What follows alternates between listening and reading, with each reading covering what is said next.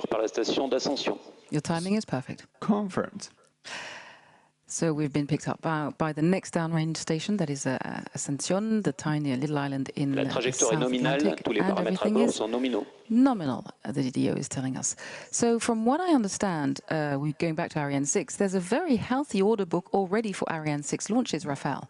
Yeah, Ariane 6 is already quite successful on the market, with already 28 launchers sold for both institutional and commercial customers. It is a very versatile, flexible launcher, perfectly suited for complex missions and satellite constellations deployment thanks to its high lift-off capability and its reignitable upper stage engine. La trajectoire est nominale, tous les paramètres bord sont nominaux. It's nice to hear the regular updates from the DDO that everything is going to plan. For those of you who are joining us, Ariane 5 lifted off 14 minutes ago, just over 14 minutes ago, from the European Spaceport here in French Guiana, carrying ESA's Jupiter Icy Moons Explorer into outer space. We're bringing you this live show from the Jupiter control room, where the operational teams are overseeing the mission's progress. JUICE is due to separate in about 13 minutes' time, but this is just the start of its long journey on its way to Jupiter. Let's find out more about the tech on board that will help it fulfill its mission. La propulsion est nominale, le pilotage est calme.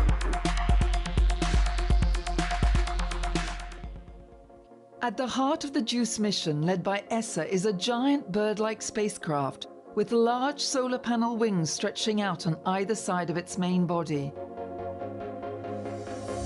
With a mass of 6,100 kilos at launch, JUICE is a heavy spacecraft carrying 10 high-precision instruments, including the most powerful remote sensing, geophysical and in-situ payloads ever flown to the outer solar system. Building a spacecraft which has to fly around Jupiter is a challenge. To operate a spacecraft, you need energy, you need power. And normally we get power from the sun using solar array. But around Jupiter, there is not much sun. Therefore, the solar array has to be very big. There is also another challenge. All the stuff that we built there has to survive very low temperature. And the third one is that the environment around Jupiter is very radioactive. That's why I think the solar array, which is very exposed and put together these three difficult technology, is really a great piece of engineering. Maybe a piece of art. The instruments were contributed by the JUICE mission's scientific partner. The spacecraft was developed and built by Airbus, and Ariane Group's Savoir-Faire equipped JUICE with the chemical propulsion system that will drive it to Jupiter and its icy moons on an 8-year cruise. We will provide the propulsion system for JUICE, which ensures that after leaving the launcher, it arrives correctly at Jupiter's moon and can work properly there. It's a fascinating thing, especially because the technical requirements of such a long journey, with so many constraints to consider, challenge each of us in a unique way. Engineers have devised advanced technological solutions so that JUICE can operate in extreme environments, face Jupiter's high radiation belt, the long distance and harsh temperatures. Its 2.5-meter diameter antenna will send the data JUICE collects back to mission control, although it can take close to an hour to travel to Earth. The European mission JUICE is going to be a real revolution. Its collection of valuable data will be used by scientists for years to come and help unlock some of the greatest mysteries of the universe.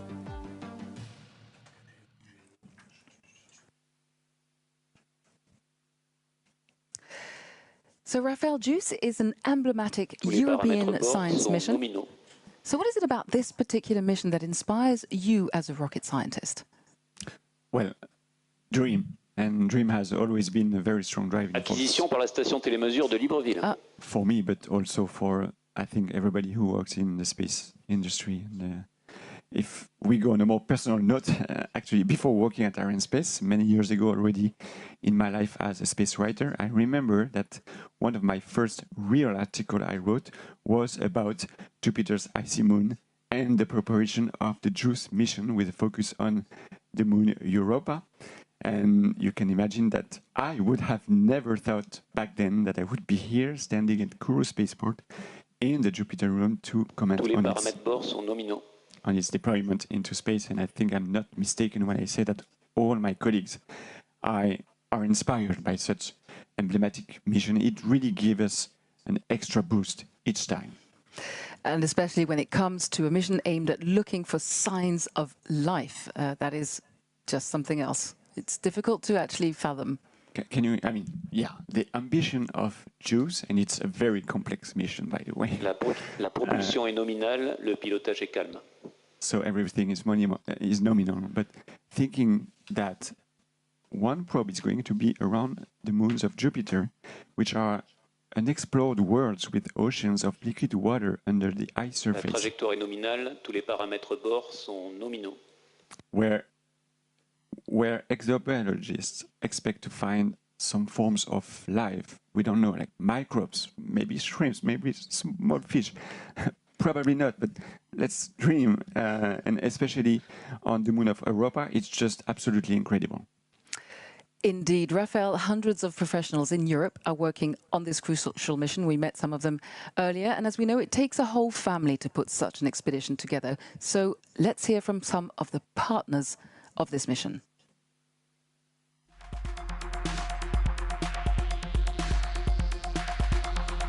Bonjour, je m'appelle Victoire de Maincourt, je suis de nationalité française, je viens de Toulouse, je travaille chez Ariane Espace. My name is Rossella and I originally come from Italy. My name is Oliver Troll and I'm a German rocket engineer working for Ariane Group in Bremen. I'm Italian and I'm a telecommunication engineer. Je suis espagnol, je viens de la ville de Madrid. Et ça fait 3 ans que je travaille au Centre spatial guyanais. Je suis chargée du suivi en temps réel du lanceur et de la mission et de vérifier son bon déroulement afin de rassurer à la fois les personnes qui travaillent sur le lanceur et évidemment le client. In Kourou, during the launch campaign of JUICE, our goal is to check all the final full functional tests, so all the final checks after the transport of the satellite here in Kourou and before the launch.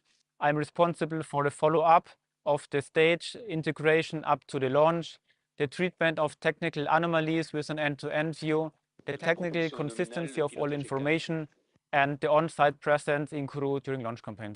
Je travaille à la sauvegarde vol. Mon rôle le jour J consiste à surveiller la trajectoire du lanceur et les équipements à bord. Et si on constate que la mission cesse d'être nominale, on pourrait être amené à intervenir pour assurer que tout se passe en sécurité pour les viandes et les personnes et ainsi maîtriser les risques. I take care of the assembly and integration of all the units of the spacecraft and afterwards to make sure that the test campaign goes as planned and that the spacecraft will perform as expected once in space. If I want to define team spirit in 3 keywords, I can say that the first one is collaboration, the second keyword is coordination, and then the third keyword, which is the most important for me, is to have fun.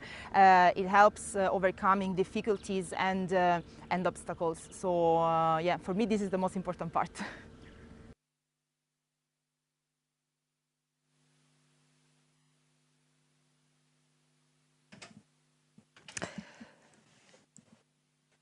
So we are coming up to 22 minutes after liftoff, which means that in just over 5 minutes, JUICE will be separating from the mothership and starting its own life in space.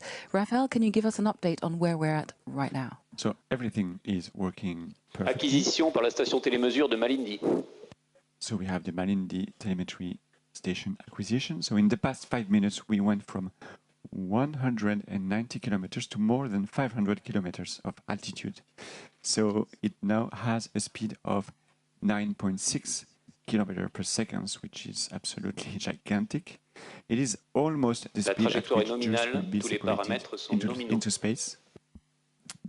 During the next 5 minutes, we'll increase altitude even faster. We'll gain an additional 1,000 kilometers in altitude. And by the way, the weight of our structure right now is 14 tons about. Only 2% of the initial mass of the Ariane 5 when it was on the ground. That is just unbelievable, 2%. Ariane 5 typically launches geostationary transfer orbit launches. So here we're sending JUICE obviously much, much farther on an escape orbit. How is this different? How does it differ, for example, from launching a telecom satellite, which is many of the satellites that are launched with Ariane 5? Well, the energy to provide to the spacecraft by the launcher is higher. It needs to escape the gravitational pull of the Earth. Also, for geostationary launches, we usually have a launch window of typically 30 minutes to 1 hour and a half, let's say, during which we can try and launch. And today's mission is sort of a rendezvous mission. And there was no launch window. It was what we call an instant launch. So we had to launch an exact time. So this is why everything has to go smoothly, even the weather before launching. Also, geo launches to the geostationary orbit usually happen in the evening. Today we launched in the morning, meaning that the team have been working all night during the final countdown. And also, we had to slightly adapt the filling of the tanks of the upper stage with cryogenic propellant, as the launcher was exposed to the sun since early morning, 6 a.m. So the sun heats and increases the pressure of the tanks, so we had to slightly underload it by 120 tons, which is kilos, sorry. So how is it this mission in itself different in terms of preparation? Well, we needed to take extra care in terms of cleanliness, because before leaving the Earth, we want to know exactly what kind of biological material JUICE takes with it. In French Guiana, there were several institutes which took samples from JUICE in the various satellite preparation rooms.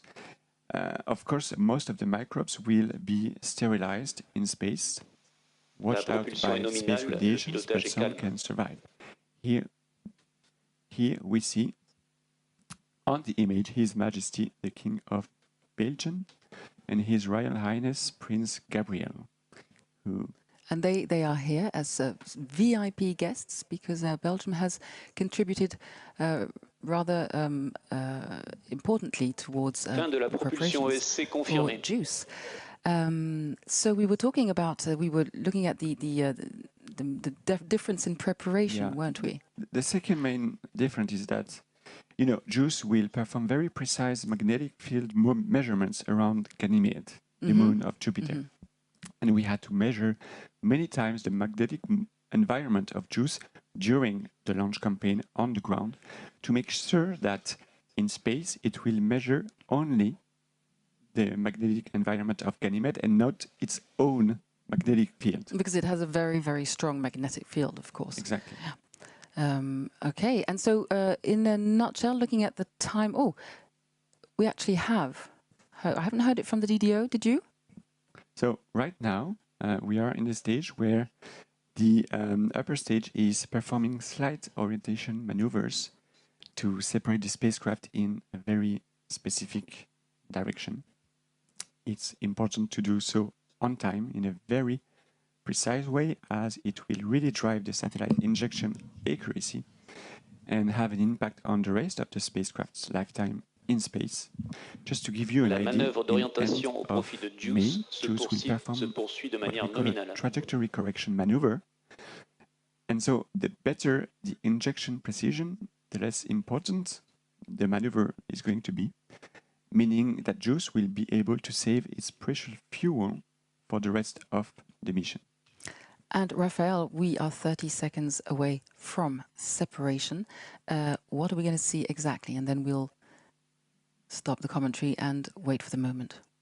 In a nutshell? Well, let me remind you that this is 3D animation here, but the teams are receiving signals and information in real time, and it is them who will confirm the separation of JUICE on its liberation orbit. They will provide all necessary information to ESA teams so that they can acquire the spacecraft. Let's wait for confirmation from the DDO.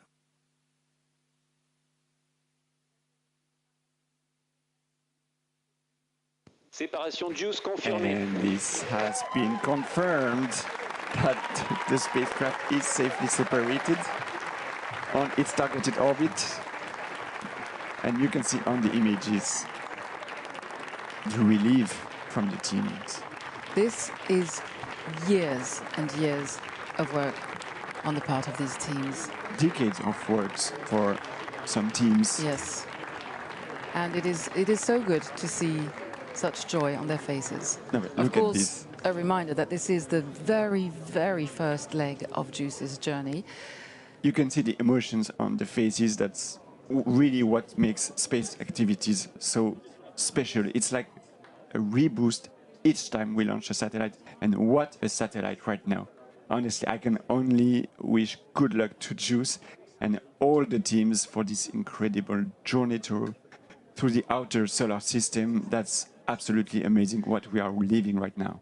The atmosphere here in Jupiter is effervescent. There is a true sense of joy and happiness. But as I was saying, of course, this is the very beginning of the journey, and we will be letting, of course, the teams in Darmstadt take over shortly, because they are the ones who are going to be confirming acquisition of signal, the first signs of life from our passenger.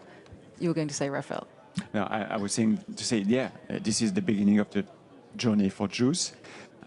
For the launcher, we may perform what we call a passivation of the upper stage, meaning that the remaining propellant of the tanks is expelled in order to prevent any risk of explosion in space. This is a requirement for a sustainable use of space. And we also perform a very small disposal maneuver in order to remove the upper stage from any operational orbit, giving an extra push of 13 meters per second. And so, yes, and then this is going to be the real end of the mission for the launcher. But right now, let's focus on the joy on people's face. This is absolutely incredible. JUICE is on its way to Jupiter. And it is especially a joy when you know, considering the stress that a delay brings. Even though we know that the passenger is safe, it is a lot of work for many people to have to delay, and a very safe choice to make, of course, as we can see today. So again, in a few minutes, ESA teams will acquire the satellites. We're now waiting for, of course, for comments from Stéphane Israël, who's just been mic'd up in the fishbowl, and he'll be with us very shortly. So we'll of course tell you when he's with us. We'll let you know, and we'll let you enjoy the smiles and happiness on everyone's face.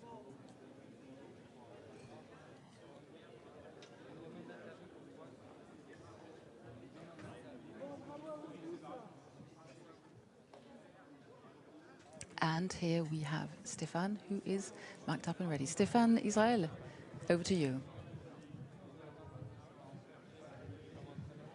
A few seconds delay, but he's with us. Over to you, Stéphane. Okay. So today's mission is a full success. Team Europe has perfectly delivered. I really want to pay our tribute to all the teams who have made this success possible.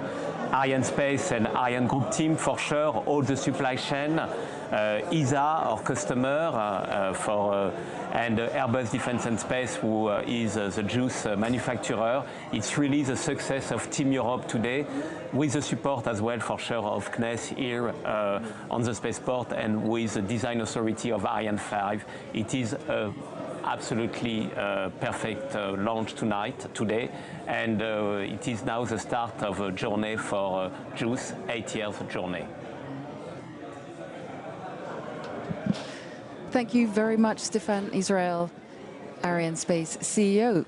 So our teams are now going to, at ESOC, are now going to be taking over from here. So we're going to hand over to them in Mission Control, ESA Mission Control in Darmstadt. Over to you, Matt. Thank you very much, Lisa. So welcome back to everyone. We are standing in the heart of the European Space Operations Centre, ESOC, a facility in Darmstadt. And this is the mission control room right behind me, the main one. We've got a couple of major milestone events coming up. In less than 5 minutes, we hope to get the first acquisition of signal. That's where we actually talk to the spacecraft itself. And that gets picked up by an ESA ground station. There'll be an icon on the screen that signifies that, and that's a huge satellite dish. And in about an hour, we should then have the final and next key milestone, which is the deployment of JUICE's enormous solar panels. So I'm going to be talking to loads of mission scientists and engineers on this mission.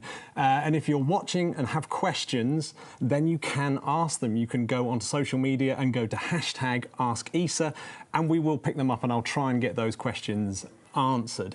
I'm super lucky, and we're all really super excited as well. This has been an amazing day after yesterday's disappointment. For the next half hour, I've got Deputy Flight Director Bruno Souza, who's standing there in the heart of the operation. So, Bruno, how is it looking there in the nerve centre right now? Well, what a beautiful flight. What a beautiful flight from Ariane 5. Everybody's quite excited, but now starts the hard part. The next major critical milestone we have is called acquisition of signal. We will expect to hear from the spacecraft from our ground station at New Norcia in Australia.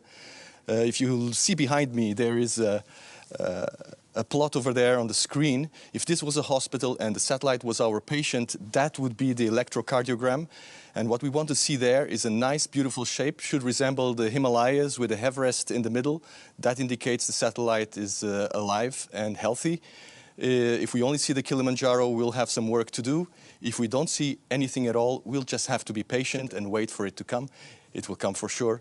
So now starts the hard part. The teams will start working. Pay attention to the acquisition of signal coming up at any minute. So much has happened already. As you can see on the bottom of your screen, with 4 icons representing major milestones in the launch today. We've made it through the first 2, which is unbelievably exciting. Launch and separation of JUICE. Well done to those teams. The next one you can see is the ground station, big satellite dish, which is our acquisition of signal icon, and the solar array deployment icon is that final one. As you can see, I've got a new guest here, the first of our guests, Angela Dietz. So I've been watching you working in the control room, so you've come off a night shift, is that right? Not yet. We started at 6 o'clock in the morning. That's okay. A night shift. That's a night shift exactly. As far as I'm concerned. It's the second time we did it, and everything worked well. And yes, we launched. It's amazing. And in about a minute, we actually might see the acquisition of signal already. So it might be already coming up now. It's not guaranteed. There could be also delays if the spacecraft has a certain spin from the separation from the launcher. In fact, we've got this little picture here. What sort of thing are we expecting to see? Yeah, so like Bruno was explaining a bit like a mountain in the middle. Yeah, so this is the frequency band the ground station is listening to. So it's pointed at JUICE, where JUICE is supposed to be, and the communication system on the spacecraft was already started, so it's already transmitting data. But here we wait for the spacecraft actually to come over the horizon, so to arrive, to be seen from the ground station. So have we got a small window where we can see this, or how big's the window where we can actually see this acquisition Well, of first signal? time would be actually now, but it could be delayed up to 40 minutes. So really depends how the spacecraft is moving. If it's a little bit tumbling, the spacecraft will first do an acquisition and stabilize the attitude. Okay, right. We're just coming up to this acquisition window, so I'm going to go over to Bruno in the control room and see if we can see what's happening. We just have to be patient. The signal is not there yet. At any moment now, it will appear. Actually, I will not bother you describing it too much. Just stay with me and watch that signal until it pops up with the signal of our spacecraft.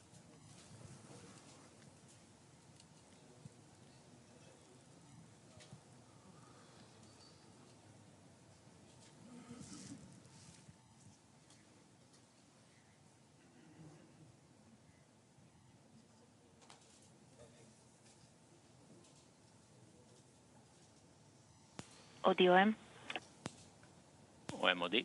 Quick brief from New Norcia. They see the downlink signal from Ariane. Copy. So it's about seconds or minutes that we will see juice.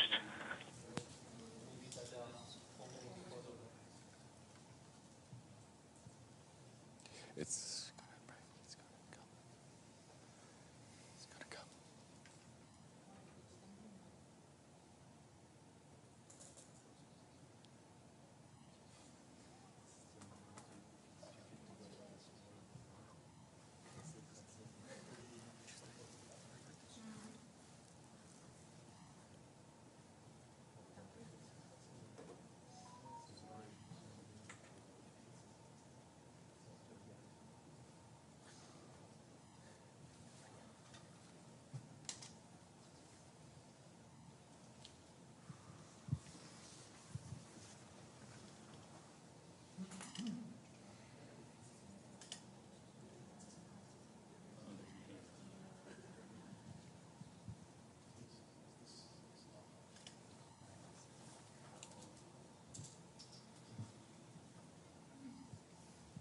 Copy that.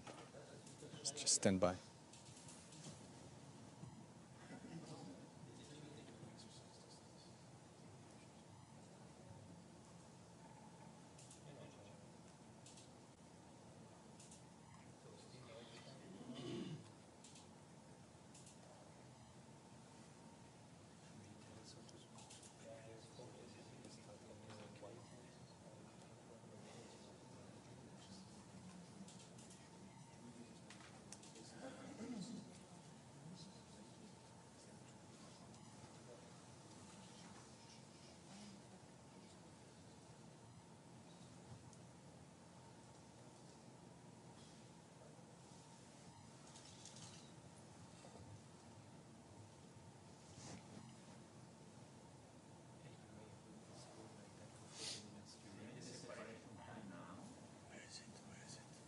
Got it.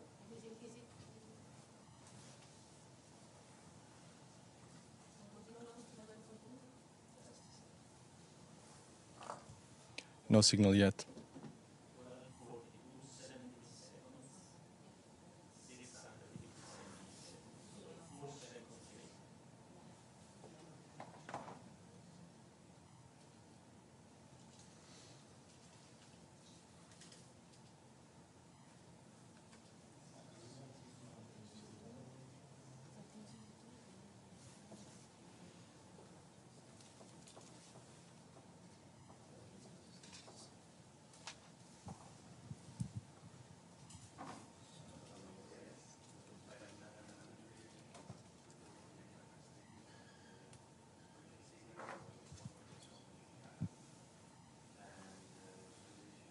La dernière manœuvre d'orientation de l'étage supérieur se poursuit de manière nominale.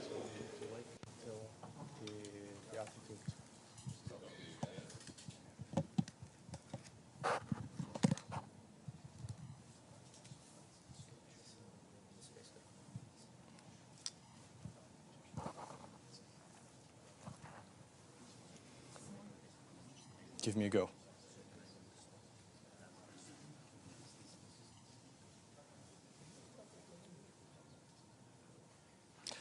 We still don't have acquisition of signal at this point. This satellite, as you might have heard already, has been separated from the launcher, from Ariane 5.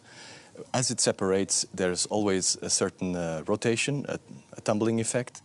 The satellite needs to first prime the thrusters. That means it needs to make all the pipes open such that the fuel and the oxidizer can flow through it. At this point, it can use the thrusters for control, and then it will try to find its own orientation in space, and at that point, it will switch on the transmitter and start transmitting. So there's always a certain uncertainty about the time when we'll actually receive the signal. We have to be patient, we have to keep looking, and I'm sure it will wake up quite soon.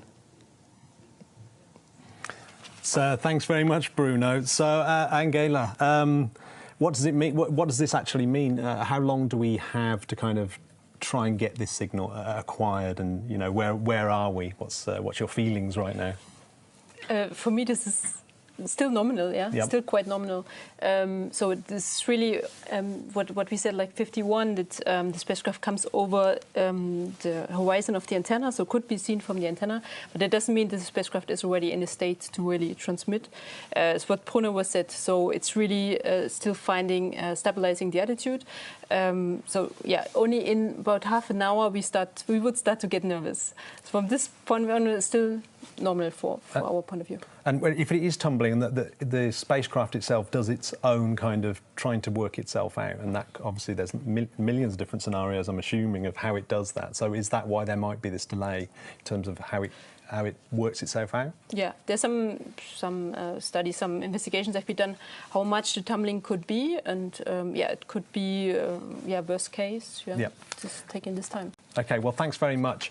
Thanks very much for joining us. It's really tense now. It's super tense. So if you've just joined us and you are following the JUICE spacecraft after its separation from Ariane 5, we're hoping to actually talk to the spacecraft soon.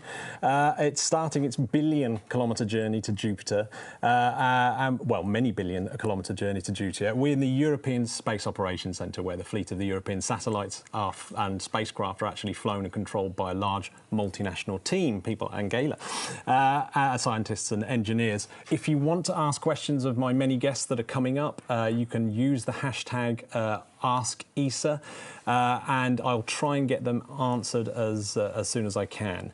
But in the meantime, I'm going to switch you back over to Bruno. To me. Oh, for the who's who in the main control.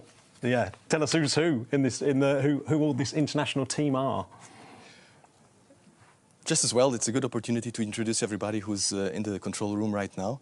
And I will start with this side of the room. And this function are the software coordinators. Today, Marta and Luca and Danielle are taking care of all our software. So all the software that is running on these consoles and on the servers, it's taken care by them. If anything fails, they bring it back up.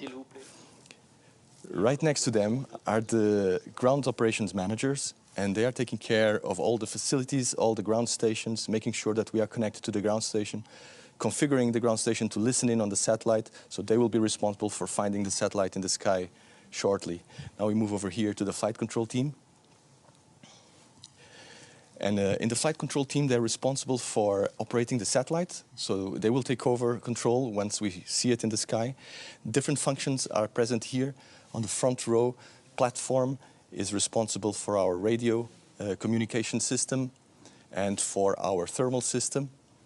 Rudy is on shift at the moment. Right next to him, Arthur is taking care of the data handling. That's our onboard computer, our mass memory, and all the routing of data to the ground is taken care by Arthur. And then over here on this side, we have the attitude and orbit control expert. In this case, Giulio today. He's taking care of monitoring the separation sequence and what's happening on board. Is also our system engineer. And leading all these people at the moment is my dear friend and colleague for many years, Ignacio Tanco, who I may add is probably one of the best spacecraft operations managers in the world right now. At least the only one flying to Jupiter today. And over here on the last row, we have the flight director. He's also on this side of the ocean, orchestrating, like a maestro, all the teams that are now working towards a successful mission for JUICE. And next to him, we have project support, the project representative. They have been working on the development of JUICE for many years, and they have been managing the program, and now they are finally seeing the fruit of their long years of work. And they are also our interface to the Airbus team that built the satellite, and they're sitting in the room behind this wall, providing us all the support that we need. Back to you, Matt. Thanks very much, Bruno. Right, always absolutely amazing to have Bruno's expertise on the floor and just all those amazing people. What an absolutely awesome team they are. So if you've just joined us, we're live in Germany, here in the heart of the control centre, where the European fleet of satellites and spacecraft are indeed flown, as we've just seen. You can join in at home and send in your questions at #AskESA. So right now, we're trying to talk to the spacecraft, and that is done with a ground station called New Norcia, which is actually in Australia. And amazingly, we're going to be able to speak to the manager of New Norcia, Susie Jackson, all the way the other side of the world. We've got to go right the way through the world to get there. Yeah, let's go there right now. Hello, Susie. So right behind you, I can see an enormous dish that looks very much like our acquisition of signal icon. G'day. Is that the one that we're actually going to be using to try and talk to the JUICE spacecraft?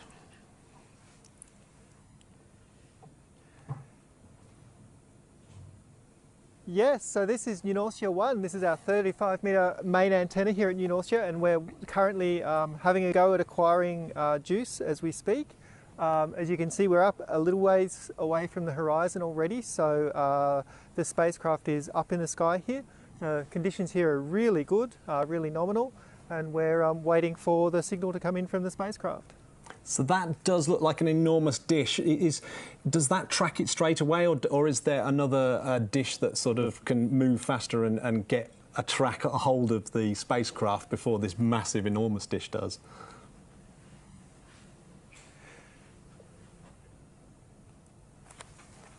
Yeah, so for these early acquisitions of spacecraft that are still close to the Earth, we cheat a little bit because we've got such a big dish here with New Norcia 1. It has a very, very, very narrow beam, so it's only able to spot a spacecraft in a very small, very well-defined area. Because we aren't completely sure where JUICE is yet, there might be a little bit of variation in its trajectory, although I hear everything's nominal so far. We use a smaller antenna, which is up behind me on the hill, called New Norcia 2, and that's a 4.5-metre antenna, and it has a beam width that's close to 10 times as big, so it's about half a degree. So if JUICE is up there and it's transmitting to us, we'll see it. So as soon as JUICE gets its act together and gets its attitude stabilised and starts talking to us, we'll definitely hear that signal. Yeah, JUICE is keeping us all guessing at the moment. So how long can this dish actually track JUICE for? Is it for the whole day, or how does that work?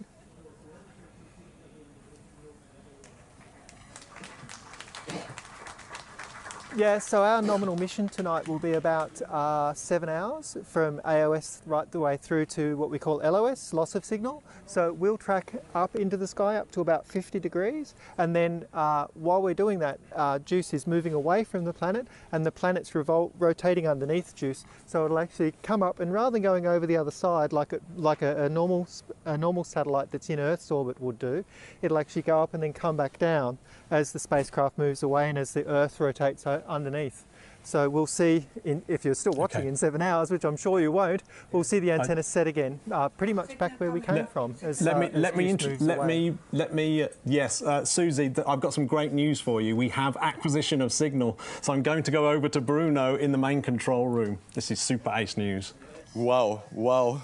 What can I say? These are the words that every spacecraft operations engineer wants to hear. And Andrea Comazzo just said them to us. He said, we have acquisition of signal. The spacecraft is transmitting telemetry. It's flowing into our systems. Everybody's super excited, super happy. Well, it's a lot of work from now onwards, and we have to keep on going. So we'll keep reporting back how we're doing. First of all, we've reached a fantastic milestone. The spacecraft is alive. You start seeing Mount Everest popping up there in the plot right now. The telemetry is flowing and nominal. We will now start checking every subsystem to make sure that everything is healthy after this crazy ride into space. And then we'll report back to tell you how we're doing. Back to you, Matt. Thanks so much, Bruno. I mean, this is I think it's actually made it more exciting, yes. Now, don't forget, you can get involved at home and ask questions. And we are on a roller coaster, so we've just hit our first of our milestones. We've got one more really big one coming up. So if you fancy joining in, asking questions, then please do send in your facts. So I'm going to be joined in a second after I show you a video about how exciting this whole journey has been for mankind, getting here to send a spacecraft off to Jupiter. And so we're going to play you a little video now, and I'm going to take you back in time. We're going to go back, far back in time.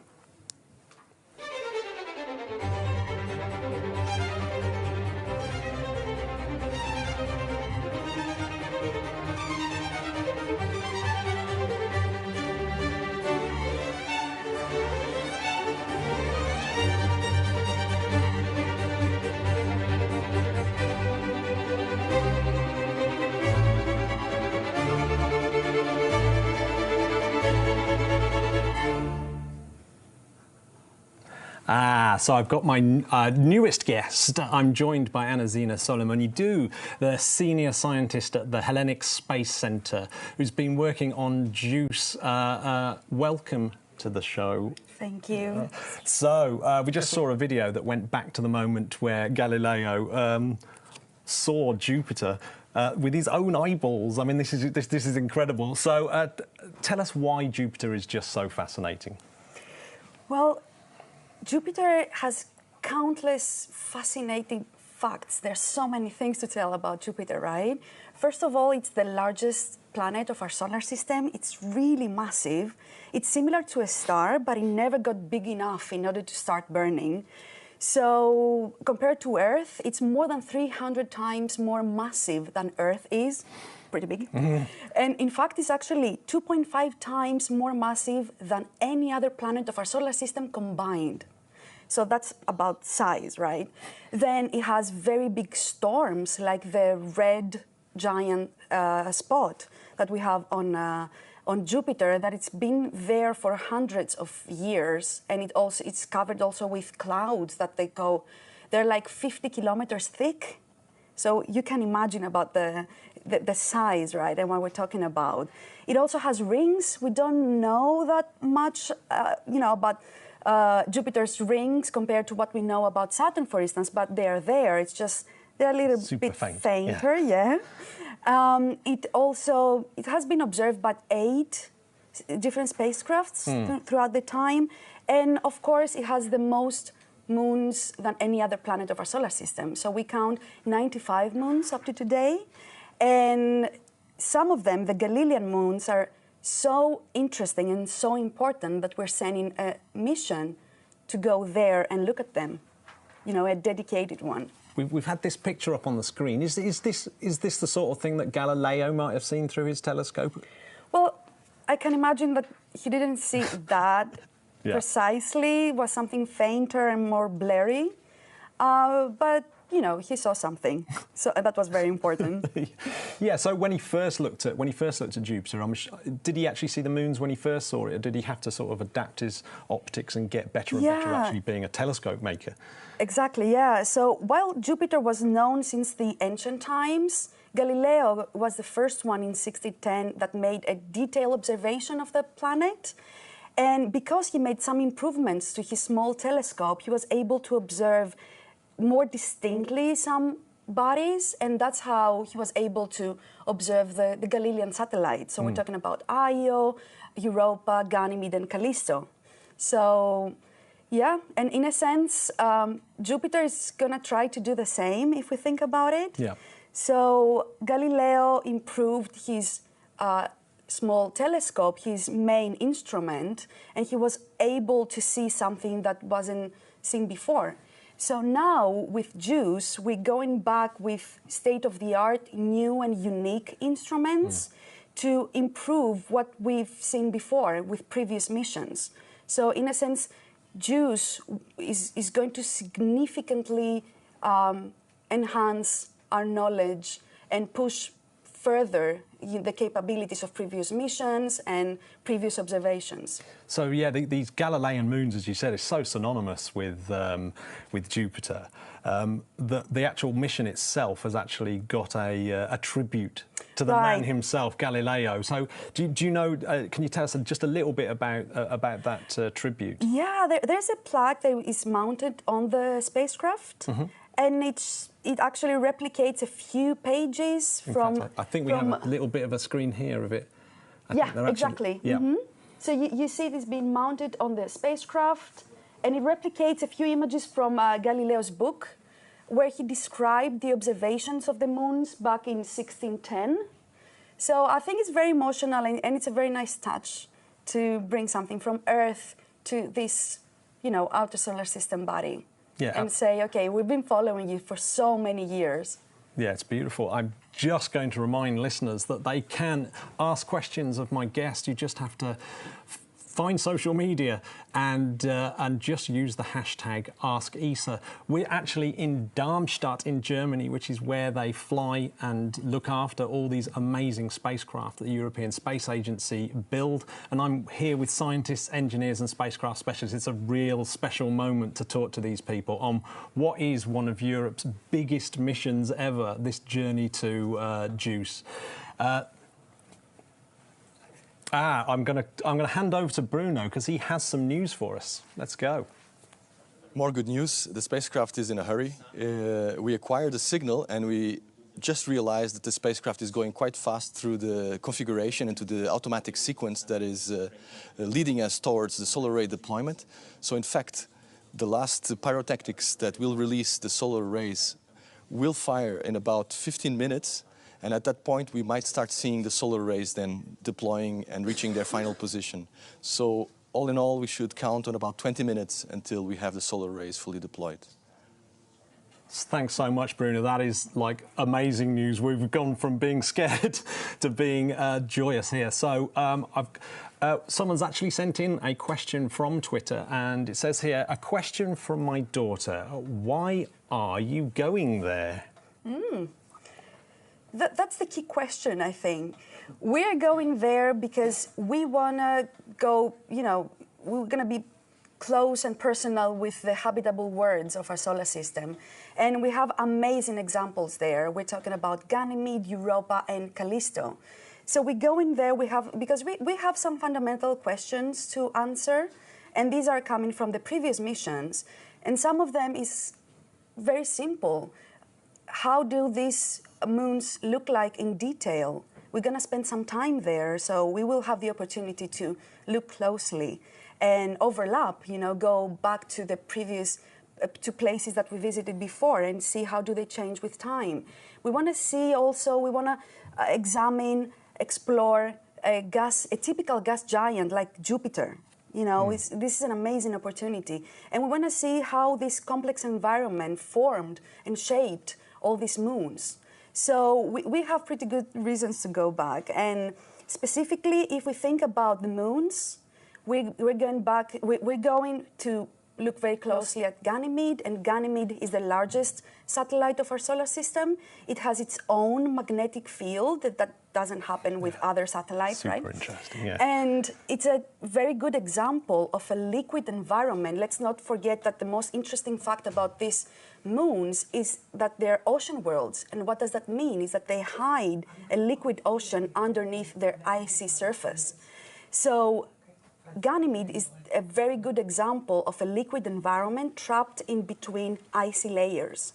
Then we go into Europa, and Europa is 4.5 billion years old, but the surface is only 20 to 180 million years old. So it's very, very young.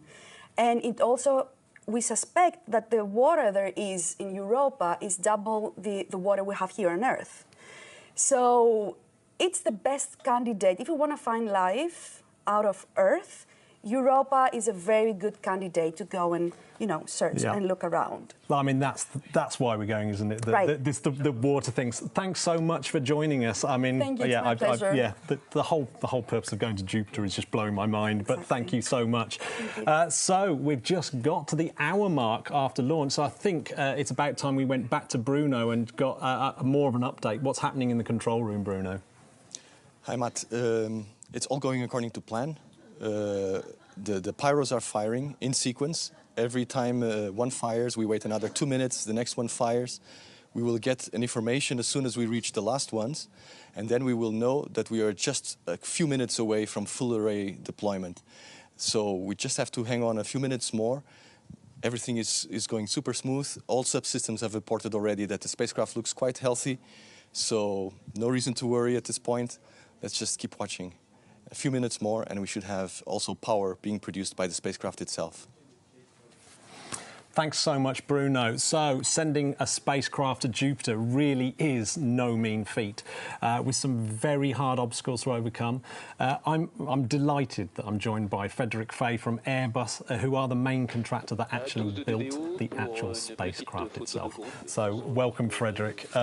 So what are the challenges for the spacecraft you know, it's a super harsh environment, isn't it, space? And so what are the challenges that it faces on this 12-year timeline? In fact, we're looking at this timeline here. Can you describe a little bit about the journey, about how the actual journey works? And yes, so in fact, the mission was defined to maximize the mass of science instruments to be brought to Jupiter.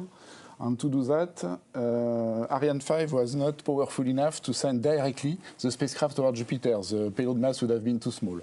And what has been designed by ESOC mission analysis team and then tuned by flight dynamics team is multiple flyby to benefit from gravity assist of massive planet on the way to Jupiter. And as a result, we have 1 year after launch, we'll have a lunar Earth flyby, which will first accelerate the spacecraft.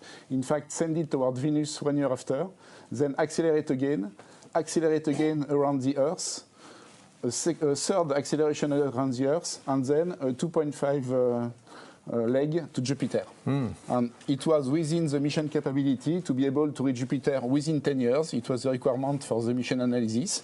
And each year you can find, depending on the configuration of the planet, you can find some trajectory with Venus and Earth, with Venus, Earth and Mars, and different combination. And in fact, the combination that we have today for this launch window is Earth, Venus, Earth, Earth, and then Jupiter. With some peculiarity on the first one, to have an even more effective kick at the beginning of the mission, mission analyst guy have found a possibility to use lunar and Earth in a 1 day separation. So first you are at 700 kilometers just around the moon, and then you are 1 day after around the Earth, and you have a double acceleration that improves the overall energetical scenario. Then at Jupiter we'll have a full tour with 3 moons explored, so Callisto, Ganymede and Europe, 2 times Europe. And this is done through 35 other flyby. So these flyby are both scientific, but also used to shape the orbit and progressively to go toward an orbit that will enable us to orbit around Ganymede. That will be also very first in spacecraft mechanics. Yeah, so there's a few firsts there. I've not seen a lunar Earth flyby. Is that the first time that's been done by any to my knowledge, yes. Yeah, I've not seen that before. So, and the other interesting thing is we're going in completely the wrong direction. I don't know if you know this, but Venus seems to be right towards the sun. Yes, Venus is closer to the sun than Jupiter, but Venus is has a mass similar to the Earth, so it's very effective in terms of planetary gravity assist. It's more effective than Mars, that is in between Earth and Jupiter, but combining all those planets at the end allows a good trip. Yeah, I mean, it's interesting, isn't it, that even in 6 years' time, she's still going to be flying around the Earth. Yeah. And it's incredible, isn't it? So on this journey, we've got really extreme temperatures, haven't we? We've got, like, I'm assuming by Venus it gets incredibly hot, and out by Jupiter there's virtually no sunlight. This is one of the difficulties of the mission. To benefit from this Venus flyby, it means also that we have to face solar flux will be very high, about two times the flux received on Earth, so about 3 kilowatts per square meter. kilometers. We go even closer to the Sun than Venus. So, and at Jupiter, we are at a very low sun illumination. So the range of sun illumination is from 1 to 60, meaning that the spacecraft has to cope with very hot and very cold temperature case. In the very hot case, some area of the spacecraft will be at plus 250 degrees C, which is, so we need some specific material. And when we are at Jupiter, in particular at the end of Jupiter eclipse, which can last up to 5 hours, then the temperature of the coldest part of the spacecraft, which is the solar array, drop down to minus 230 degrees C. So you have to design a spacecraft that cope with more or less 500 degrees of excursion in temperature. Yeah. So, what solutions you've actually developed to do that? It's multiple solutions for the body of the spacecraft. It's first isolating the spacecraft from the sun, so it's by multi-layer covers, thermal covers. We have up to 25 layers, which protect the spacecraft. When we are close to the sun, going to Venus, we also point the high-gain antenna towards the sun, which is used as the first heat shield. And we communicate with the Earth with another antenna that will be deployed in a couple of hours, the medium gain antenna that is 60 centimeter diameter. For the solar array, to avoid that the solar array are too hot, we tilt them to minimize the surface presented to the sun. And this tilt is maintained when we are in between the Earth and the sun. And then at Jupiter, we have to benefit from the multi-layer insulation that enable to maintain the electronic inside the spacecraft within, let's say, a comfortable environment with a minimum of heater power that is also provided by electrical heaters. Yeah, I've got some questions coming in from social media that I'll ask you in a second. I've just got one question that I've been... The radiation that we're getting at... radiation at Jupiter. Yeah, radiation at Jupiter. What are the different sources of radiation and how are they affecting the spacecraft? Yes, radiation of Jupiter. Jupiter is a big system, in fact, and Jupiter is very massive, and it creates some tidal effect on the closest moon orbiting around Jupiter, which is Io, and Io is not an icy moon, it's a volcanic moon. This volcanism is created by Jupiter gravity, and as a result of that, you have a large ejection of Io material, basically sulfur dioxide, that is then catched by the magnetic field of Jupiter. Magnetic field of Jupiter is huge, so ejection are done at several hundred of kilometers above the surface of Io, captured by the magnetic field, which is rotating fastest than the moon itself in its orbit, and then it is ionized and transformed into ions and electrons and protons. But the electrons are further accelerated and becomes a very high energy electron, much more than what we can face on the Earth, and these are really killer for spacecraft electronics. So I really want to get this. Someone's asked a question out on the hashtag AskESA channel, and they're debating in the office, will this be the heaviest interplanetary spacecraft ever launched? No, because you have spacecraft going even faster. Voyager, I think it goes faster. No, heaviest. Heaviest, sorry, fastest. Heaviest, 6 tons for interplanetary, yes, it is heaviest. And the 6 tons are made of 2.2 tons of dry mass and more than 3.6 tons of propellant mass, and let's say 220 kilo of instrument. So for 220 kilo of real science instrument, you need a 6 tons for this mission at launch. It's a long journey, isn't it? How much fuel do you need? In fact, the fuel is not really for the journey, it's for very specific maneuver. We need to insert the spacecraft around Jupiter, so it costs about 1/3 of the fuel. Then later on, we need to orbit around Ganymede, so we need also to be captured around Ganymede, so it's another significant portion of the fuel. And we have some small maneuver here and there on the orbit. But most of the propellant is for insertion maneuver. Yeah, well, thanks so much for telling us all about it's an amazing spacecraft. Apparently, we're going to go over to Susie over in New Norcia.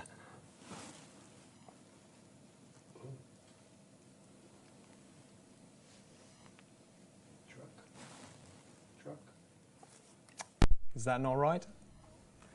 G'day, Matt. Ah, hello, Susie. We've got you back. Hello. Hello. So, So Susie... Hello, Matt. How are you? Very well, thank you. So Susie, how do we communicate with a spacecraft that's that far away?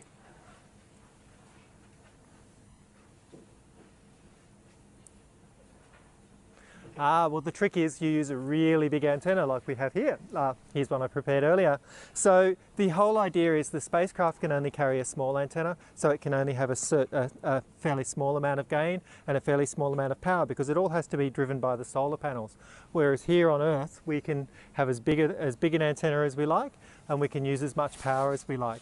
So when we're receiving from the antenna, we use very, very sophisticated cryogenic receivers and a large antenna. And when we're transmitting to the spacecraft, we just use brute force. So we just put up to 20 kilowatts of radio power straight out through the antenna towards the spacecraft, and it all works. So can you give us some idea about, you know, the different sort of levels of power that you're trying to receive? And because I'm assuming these are ridiculous numbers.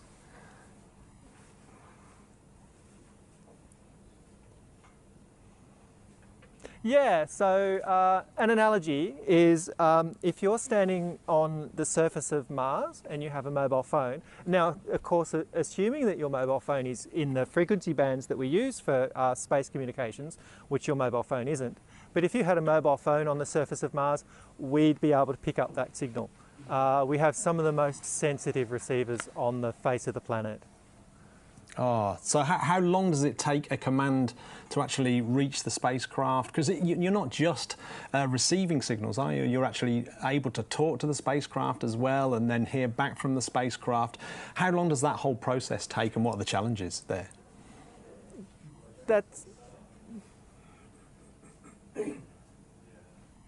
Yeah, so one of the big problems here is that the spacecraft is so far away. So it can take, Jupiter in fact is anywhere from around 40 to 50 minutes away at the speed of light.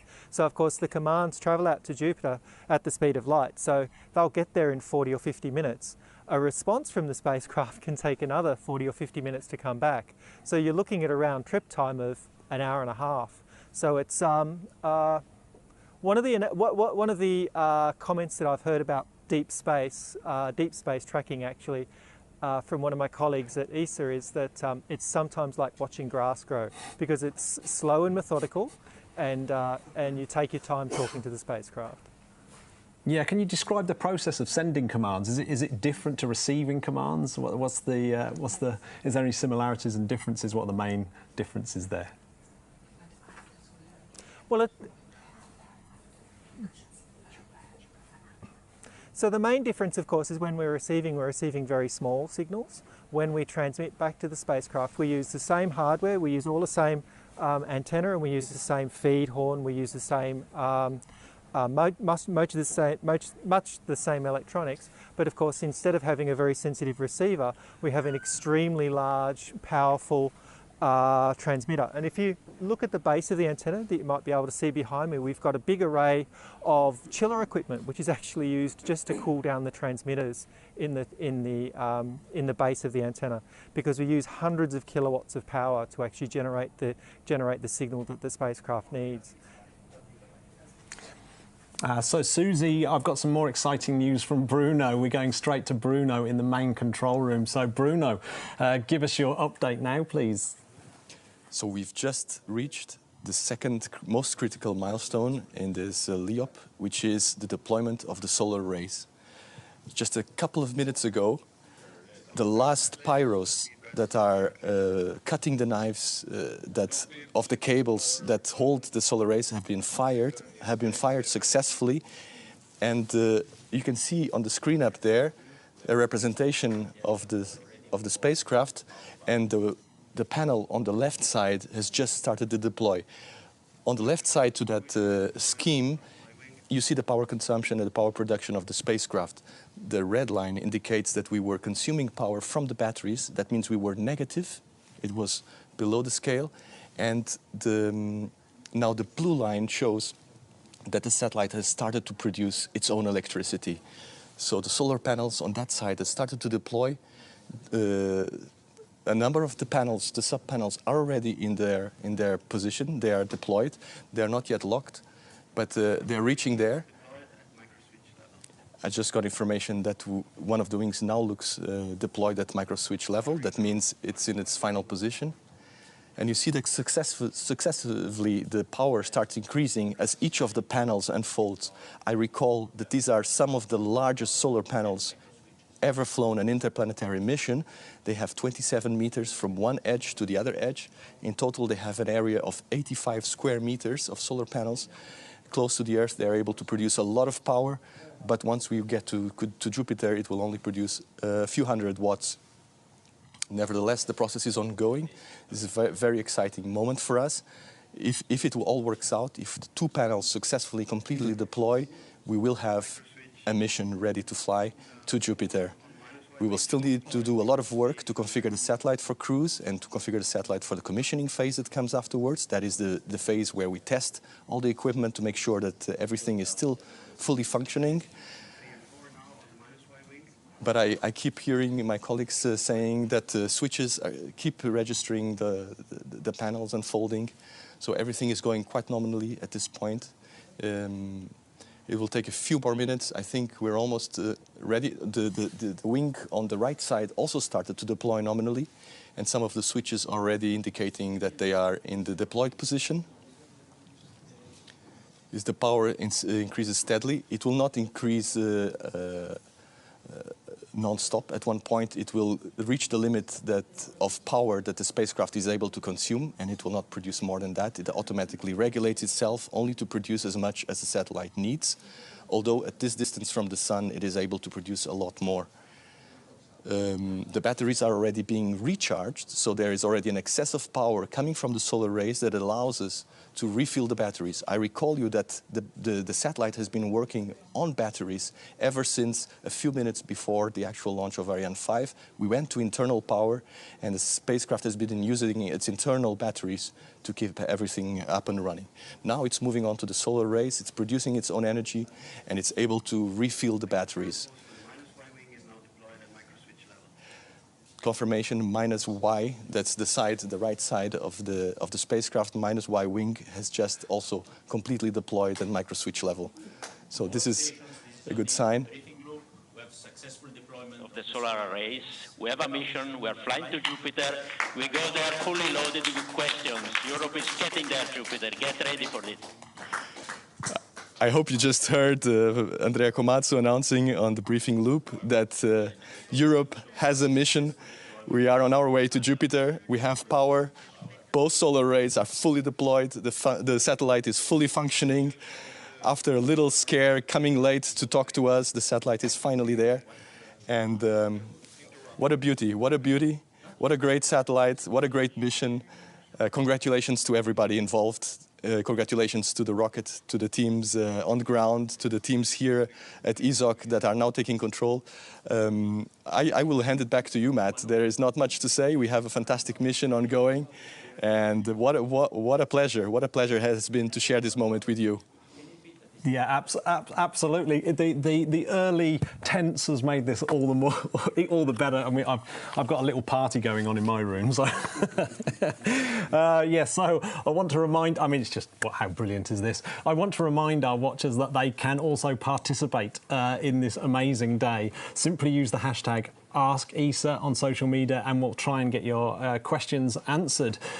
We have one actually coming in from Twitter, which is how is JUICE able to explore Jupiter's moons in depth while it remains in orbit? It's a great question, and it's really good timing, because we've got Rosario Laurenti, who is a real scientist working in the JUICE Science Operations Centre. Hello, Rosario. Hi, Matt. So before we get to that question, actually, of how is it able to do it, let's talk about this 8-year journey, because this is something else that's been coming up on Twitter quite a lot, is people asking, what are the scientists going to be doing in this 8-year journey? And I'm assuming you're not just going to be sitting around drinking coffee. So, yeah. what are you going to be doing in this 8-year stretch? Yeah, you are right. Yes, this is just the starting point, but we have to be prepared and to prepare the instruments to be sure that they are ready when we arrive to Jupiter. And one of the things we will be doing is to prepare all the scientific operations we will be running when touring around Jupiter. Why is this so important? We know already that these operations will be really, really intense. And we know that we have to do the best of every opportunity. We'll have to look at Jupiter, to look at its moons, its rings, its magnetosphere, every character in this super scenario. And we know that we are flying one of the most powerful payloads to be flown already to the outer solar system. And for us, it's like organizing a super orchestra and trying to play a great symphony with the best instruments, the best players. And you know, this is impossible without a rehearsal, without a script. So for us, our symphony is the science return of the mission, and we have to make the most of it. And I'm actually being told that there's an announcement, so I'm just going to pause you just for a second before we get on to the answer for the next Twitter one. There's an announcement from Kourou, so we're going to go over to Kourou now. So Lisa, are you over there in Kourou? Much, Matt. And yes, we are here, and I'm here with ESA DG, Josef Aschbacher. My goodness, how are you feeling right now? Oh my God, how do I feel? I feel very relieved. It's just, but I also feel very proud for Europe and for everyone who has contributed to this mission. And let me really say a thank you to all the people who have made this possible. This goes all the way back to member states making a decision that we are having such a mission, the scientists who have conceived the mission and dreamed of the impossible, to go to Jupiter and really find out, is there a moon that could be habitable? And this is a question which, of course, we are all asking ourselves, and now conceiving a mission that can measure these parameters. And then, of course, the project teams, the industry, all the companies, all the partners, all the institutions who have contributed instruments. I'm so grateful, and I really would like to thank them from the bottom of my heart, but also to say you can really be so proud of having this achieved. Let me also add a word of thank you to our international partners. NASA is a very strong partner of ESA and of Europe. We have many cooperations, and this is one of them, where NASA has provided one instrument in particular, but also our partners in Japan. JAXA has provided components to the instruments. The Israel Space Agency has provided components. So really, this is an international partnership, but I think it's also a moment of pride for Europe. And I really, on behalf of all these teams, would like to thank everyone who has made this possible. And I'm just relieved and just so happy. Well, it's a delight to see your face and everyone else's face here today. It's a wonderful, wonderful, warm feeling here inside Jupiter. And well, thank you very much, Josef. And I hope the rest of the mission goes as well as Yes, we all hope, of course. I mean, there are still steps to undertake. We are in a celebratory mood, and I think we have good reasons, because we had acquisition of signal. Now the solar panels are opening. Of course, I have to remind everyone there's still a long way to go, and we have to test all the instruments, make sure that they function as expected, and then, of course, arrive in Jupiter, measure the moons, do all the trajectories to get there. So there's still a lot of work to be done, but the most critical one, which is the launch, the separation, the acquisition of signal, all this has happened, and for this I think we have really done a very big step towards Jupiter. A huge thank you to you. Thank you, Josef. And so, well, that is it from us here in Jupiter in Kourou. Raphael and me are going to say a huge thank you to all the teams here. You don't see them, but my goodness, they have been working so hard to bring you this show. So we're delighted to have been part of it. Thanks to everyone. Thanks for watching. And Raphael, last word? Well, congratulations to my wonderful colleagues and all the teams involved in this mission. What an incredible mission.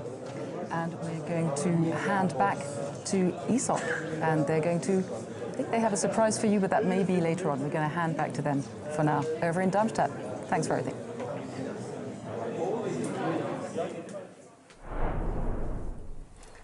Thanks very much, Lisa. Yeah, how amazing. Congratulations to all those teams, and well done, Ariane 5, for delivering this special payload into space. What an amazing moment. For those who just joined us, I'm actually in Germany, where they actually fly these spacecraft and out to Jupiter.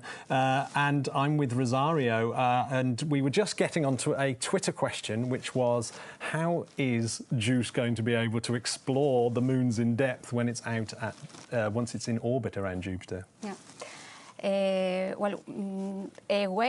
funny way to look at this is to imagine us as a 6-ton beast, and the instruments as the senses of this beast, and the way it perceives the world, and in particular the Jovian moons.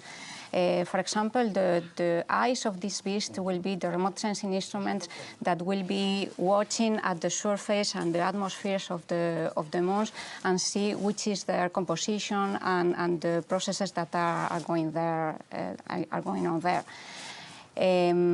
Also, when we will be close to the moons, the probe will wear special goggles to see the surface in 3D, to see the geology of the surface, and also to penetrate a few kilometers and see how these first layers look like.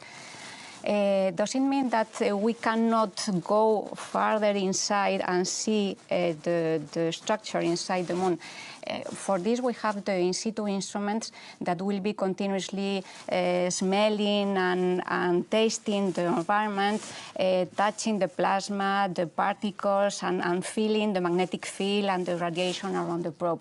So everything together, also together with the way the probe is feeling its weight with respect to the gravitational pull it receives from the moons, everything together will allow us to understand the internal structure of the moons, and among other things, to know why there are and why and how and where the oceans of liquid water are, and if they are habitable. Yeah, I mean, it's when you described it as an orchestra and getting ready, it actually sounds more like that you have to be an orchestral musician and a ballet dancer at the same time. Yeah. It's amazing. Yeah, so you've got all these science objectives. So how do you as a scientist, do you deal with all the expectations, and how does the spacecraft itself deal with all those expectations and this huge orchestral complex piece that it has to play when it gets out there? Yeah. Well, we think that the hardest part of this orchestra is to jungle between what we want and what we can. So on one side, we have our dream of unveiling some of the secrets of Jupiter, and all the instruments want to play together at the same time and as long as possible, because every single bit of data is important for the science return.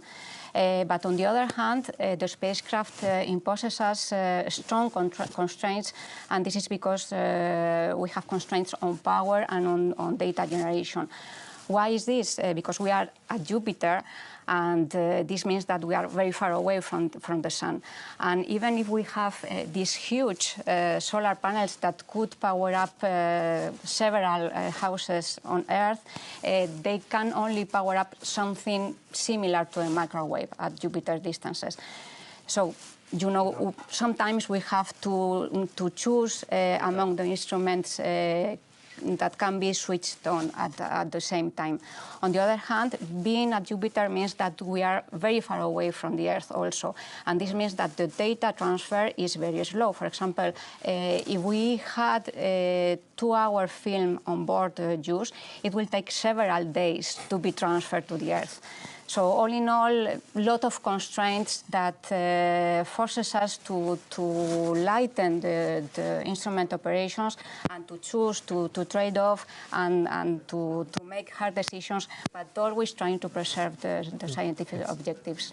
Yeah, it's hugely complicated. Yeah. I mean, so that's why you need this 8 years. It's actually quite convenient that you've got all this planning time. Yeah. It will be short at the end. Yes, I know. It's like anything, isn't it? You think, 8 years, I've got ages. No. It's right there. So, yeah, what are the plans for, all this data coming back to Earth? Presumably people are going to be poring over this for years. What are the plans for the data when it gets back? Yeah. Once the data are here, the instrument teams are the ones that know how to cook cook them to be usable for the scientists. So they will cook the data, they will be stored in an archive, and then they will be shared among the whole community to be exploited for the years to come, as you said, and who knows, to inspire new missions to revisit this incredible mission world. Yeah. I mean, it's one thing that it really strikes me that these things take a long time to develop. We heard from Frederick, take a long time to develop, and then it takes a long time to get there, and then it takes a long time to actually process the data. For some scientists, this is a life's work, isn't it? A lifetime work, yes. So do you think there will be a JUICE moment? Do you think you'll have a moment where you go, oh, this is amazing? Well, who knows? Who knows? Yeah. We had, there was the Galileo moment when, as Anesina was saying, Galileo discovered Jupiter's moons. We can think about a second Galileo moment when the Galileo probe showed that these worlds are not as cold and as dead and as inhospitable as it was thought before. And this changed completely our understanding of the universe and the way we search for life beyond the Earth. And who knows if we will have a JUICE moment that will also change completely our understanding of the solar system. So let's hope for the best. Yeah, absolutely. Yeah. Thank you so much, Rosario, for giving us all that information about JUICE. It's what an incredible mission. For those who are just joining us, you can ask more questions of more of our guests, and we'll try and get them answered. Right now, we've got a video to show something about the teams that are involved here at ESOC, and we're going to have a special guest straight after that to talk about that. So hopefully we've got a video now of the teams in ESOC.